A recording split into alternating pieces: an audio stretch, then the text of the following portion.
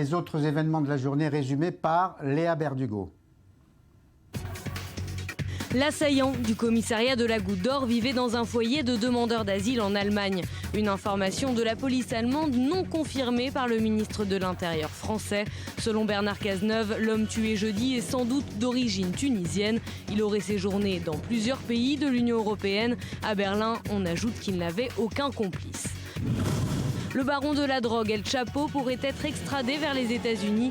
Aucune date n'est fournie par les autorités pour l'instant, mais la bataille risque d'être longue.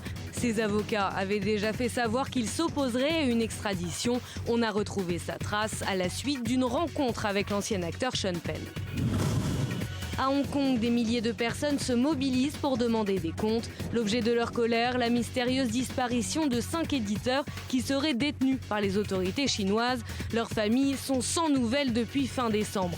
Leur maison d'édition est connue pour publier des ouvrages critiques envers le régime de Pékin.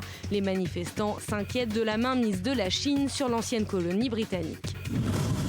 La Ligue arabe se place du côté de l'Arabie saoudite face à l'Iran. L'organisation panarabe dénonce les actes hostiles du régime de Téhéran au moment où les deux rivaux régionaux se mènent une guerre diplomatique. Cette crise n'affectera pas les négociations sur le conflit syrien. C'est ce qu'assure l'émissaire de l'ONU pour la Syrie en visite à Téhéran.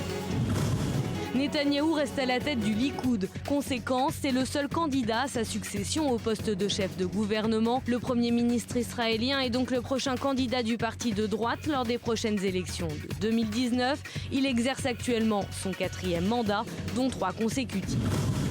En France, avis de tempête sur l'ouest du pays. Des rafales allant jusqu'à 130 km/h sont attendues en Corse et dans les Pyrénées. 12 départements sont placés en vigilance orange par Météo France. L'agence appelle les habitants à la prudence.